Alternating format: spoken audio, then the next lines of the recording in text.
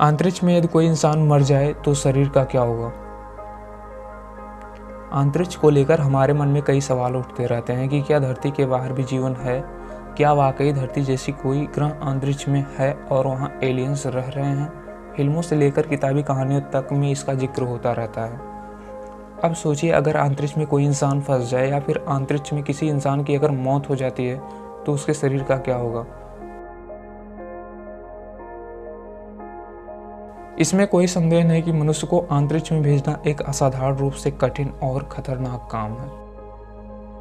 मानव का अंतरिक्ष से संबंध की बात करें तो करीब 8 दशक पहले इंसान ने पहली बार धरती के बाहर पैर रखा था। वो थे अमेरिकी अंतरिक्ष यात्री नील आर्मस्ट्रांग। अपोलो 11 मिशन के तहत अमेरिकी अंतरिक्ष एजेंसी नासा ने इस मिशन को पूरा किया था। इससे पहले चूहों तो कभी कुत्तों को अंतरिक्ष में भेजा गया था। अंतरिक्ष मिशन में अभी तक तमाम प्रयोगों में 20 लोग मारे जा चुके हैं। 1986 से 2003 की नासा की अंतरिक्ष शटल त्रासदी में 14 लोगों की मौत, 1971 के सोयूज 11 मिशन के दौरान 3 अंतरिक्ष यात्री और 1967 में अपोलो 1 लॉन्च पैड की आग लगने से 3 अंतरिक्ष यात्रियों की मौत हो चुकी है। नासा की योजना है कि 2025 में चंद्रमा पर एक दल और अगले दशक में मंगल ग्रह पर अंतरिक्ष यात्रियों को भेजेगा। जैसे जैसे अंतरिक्ष की यात्रा आम होती जा रही है वैसे वैसे यह संभावनाएं बढ़ती जा रही हैं कि अगर अंतरिक्ष में कोई इंसान फंस जाता है या फिर रास्ते में किसी की मौत हो जाती है तो उसके शरीर का क्या होगा।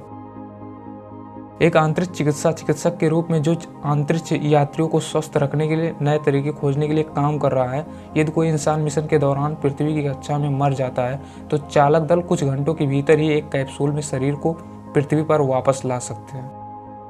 अगर यही हादसा चंद्रमा पर हुआ हो तो दल कुछ ही दिनों में 100 के साथ घर लौट सकता है, राइट। नासा के पास ऐसे आयोजनों के लिए पहले से विस्तृत प्रोटोकॉल मौजूद हैं। त्वरित वापसी के चलते यह संभावना है कि शरीर का संरक्षण नासा की प्रमुख चिंता नहीं होगी। इसके बजाय नंबर 1 प्राथमिकता यह सुनिश्चित करनी होगी कि शेष दल सुरक्षित रूप से पृथ्वी पर लौट आए।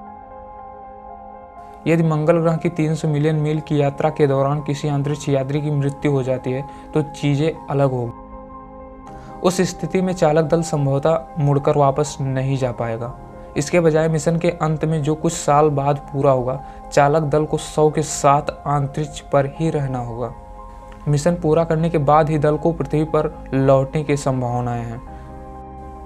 इस बीच चालक दल संभवतः शव को एक अलग कक्ष या विशेष बॉडी बैग में संरक्षित रखेगा।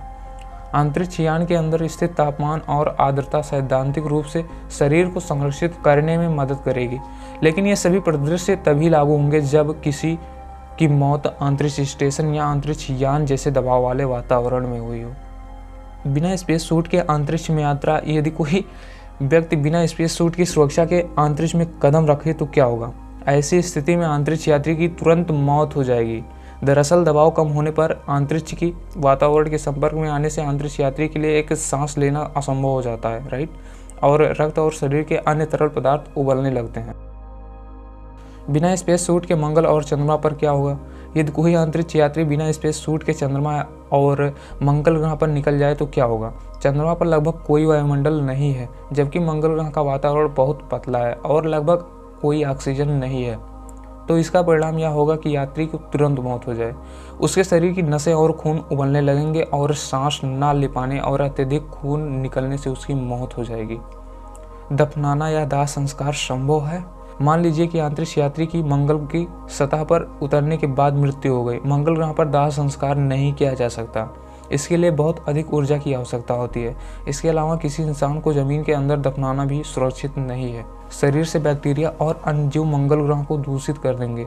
इसके बजाय चालक दल संभवतः शव को एक विशेष बॉडी बैग में सुरक्षित रखेगा और जब तक कि उसे पृथ्वी पर वापस नहीं लाया जा सकता।